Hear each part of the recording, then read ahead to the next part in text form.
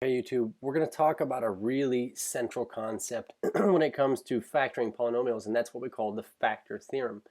And essentially, let's go ahead and read through this here. It says, when dividing polynomials in the previous section, the examples had non-zero remainders. So I want you to consider the implications of something that when you divide, we have our function here, f of x.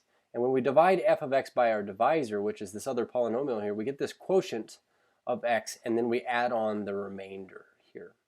But when we're saying that specific cases where this remainder is equal to 0, then what we really get is a situation where we're saying, look, I'm really just taking a polynomial here and I'm dividing it by this polynomial. And what I get is the quotient here plus no remainder. So really what this factor theorem is going to state is simply this. If a polynomial divided by another polynomial gives you a quotient and no remainder, then it has to be the case that, and this is just algebra here, if I multiply both sides of this times this polynomial expression right here, then what I would get is this divisor polynomial canceling out on the left, and I would have on the right side the quotient times the divisor. So essentially what we're saying here is that the f of x would be equal to the quotient, or the answer we got when we divided, times the thing we divided out of it in the first place, this f of x. So this is what our division not our division algorithm, but our factor theorem says. So it says, suppose the remainder is 0 when a polynomial f of x is divided by this x minus k. The only difference in what I wrote down here and what is written here is this. We're saying that the divisor is specifically of the form x minus k. So because the thing we're dividing is in the form x minus k, this means that we can use synthetic division if we want to. So synthetic division eligible. Essentially here. But here's what we have. We have f of x divided by the division polynomial, or the divisor x minus k, gives us the quotient plus our remainder here. So we're going to label some things. This is our remainder of 0. And this is our quotient right here. And this is our divisor. Okay. So what makes this so handy is essentially this. We would say that if you divide a polynomial by a divisor polynomial and get a quotient, then that polynomial can be rewritten as this thing times this thing. And what I want you to see here is that this is the factored form of f of x. So what our goal is going to be is this. We're going to be given polynomials of higher degree going forward. And this polynomial of higher degree is going to be an unfactorable thing. So what we'll do is we'll sit around and try to divide it until we find something that goes in evenly. So now let's comment on the nature of this remainder here. We say that looking at this initial statement, we have f of x divided by x minus k. We were able to get some quotient left over with no remainder. Then we would say q of x, our quotient polynomial, would be something that we could say f of x is equal to, when we say, given that we take it times our divisor, we get back to what we started with. So instead of writing a d of x here, kind of like what I've got written down here, they're saying specifically we divide it by x minus k. So if we were to take that thing we divided by times the answer we get back to the original polynomial. And what this means is that we have something here that is in a factored form. This is factored. So we say, therefore, f of x equals the thing we divided by times the answer we got when we divided that out, so that x minus k is a factor of f of x. We say that this result is summarized by our factor theorem, and our factor theorem lies right here. So one thing is for sure. If I can tell you that f of x is equal to x minus k times some q of x, then I can also tell you that when we solve this and we set it equal to 0, that this times this equals 0. And therefore, either x minus k equals 0 or q of x equals 0. Now, I'm not particularly concerned with the q of x equals 0 part right now, but what I am concerned with is this. The factor theorem says that for a polynomial f of x, if the factor x minus k is a factor, look, I know it's a factor. Look, I wrote it as something times something else. This is a factor. Then what we usually do when we set this all equal to 0 is set each individual factor equal to 0 and solve them individually. So what I'm trying to say here is this. If x minus k is a factor, then x equals k makes this statement true just by adding k to the right side. So the factor theorem basically says that if x minus positive k is a factor, then x equals k is the 0, the solution. One implies the other. So basically, if I were to have a polynomial where I said x is 1 and 2, those are the solutions, then I can tell you that x minus 1 was one of my factors and x minus 2 was my other factor, because when I set this equal to 0 and set these individually equal to 0, I notice that I get my 1 and my 2. So that being said, here's what we're going to do. We're going to use division as a tool to help us factor these polynomials up here. So we'll take a look at letter A first. Now we have some function of x, and it says determine whether x minus 3 is a factor of this thing. So we have this x squared plus 6x minus 12. And I suppose that the first thing I'd look at is whether or not this individual statement factors itself. So can I think of two numbers that multiply out to be a negative 12 that add up to be a positive 6? And I don't suppose that I can. So I don't know if this is factorable. I don't know if x minus 3 is a factor. But to check whether x minus 3 is a factor, here's all we're going to do.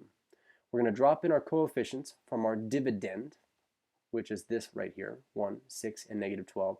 And if x minus 3 is the factor, then we're going to put a positive 3 out here because that's the x value that we get when we solve this when it's set equal to 0. So using synthetic here, we're going to say 1. 3 times 1 is 3. 6 plus 3 is 9. 3 times 9 is 27. And then 27 plus a negative 12 is a 15. So what I want to write here is that this is a non-zero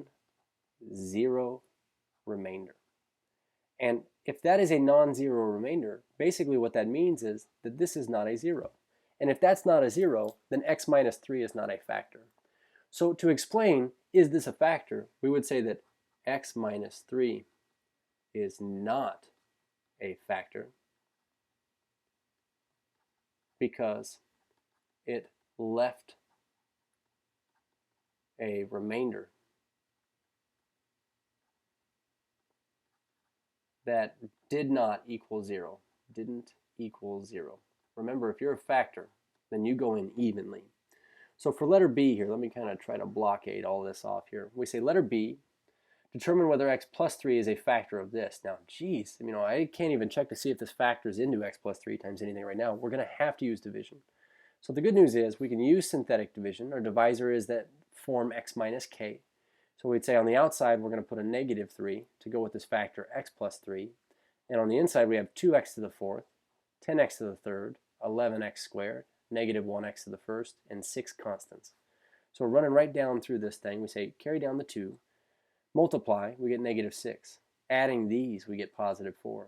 Multiplying negative 3 times 4 is negative 12, but adding that to an 11 is negative 1. So now negative 1 times negative 3 is 3, plus a negative 1 is 2. Negative 3 times negative or positive 2 is negative 6. And so we get this. And this is the cool thing about it. We just learned that, by the way, f of negative 3 is equal to 0. But we also learned that the remainder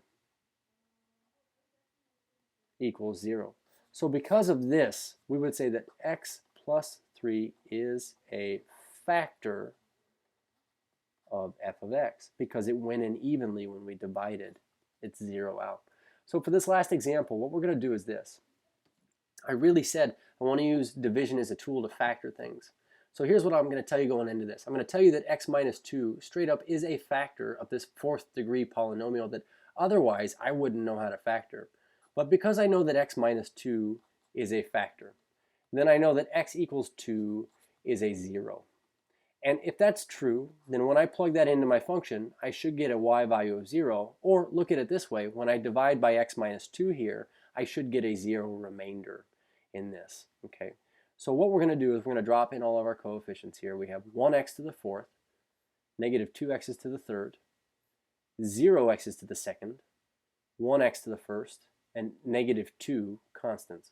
On the outside here, we're going to put x equals positive 2, or just 2, and then we're going to run through this. So we'd say drop the 1. 2 times 1 is 2, plus a negative 2 is 0, and anything times 0 is 0, and 0 plus itself, definitely 0, times 2 is still 0, and 1 plus 0 is 1. So now we get 2 times 1 is 2, and I'm left with 0, as I knew I would get. So here's what I want to write. I just learned that in terms of solutions, or zeros, I just found one, and that 0 is 2. So what I also know is this. If that's a solution, then factors. We can write them, and we always write them as x minus whatever that 0 is. So x minus a positive 2 is this right here, or what I'm going to do is I'm going to write it this way. X minus 2 is a factor. So here's the fabulous thing about this. What was left over was 1. No x's to the first, no x's to the second. I do have an x to the third, so I have x to the third plus 1 is the leftover thing. So I can tell you right now that the original polynomial, f of x, is equal to the thing I divided by times the quotient that I got that was left over. So this thing right here, this, is the factored form of the original polynomial. So now at this point I would say, well, are we done factoring? And just like I normally would when I factor, I would look for any special factoring patterns. I notice that this is a sum of 2 cubes. So I would say that factoring this down even further, a sum of 2 cubes factors into that binomial times trinomial pattern. Where in here I would say that what could I cube to get x cubed is x. What could we cube to get 1 is 1.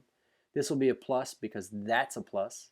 And over here we'll take x times itself to get x squared, x times 1 to get our middle term, and then 1 times 1 to get our last term. This is always a positive, and this right here would have to be opposite of this initial sign right there. So this will be a negative. So this right here, we were able to use the fact that x minus 2 is a factor to determine the rest of the factors here. And the reason why that was made easier is because we went from a 4th degree thing, which is a really higher degree thing, to a 3rd degree thing, and not only that, a special factoring pattern in a 3rd degree thing that we knew how to factor. Cheers.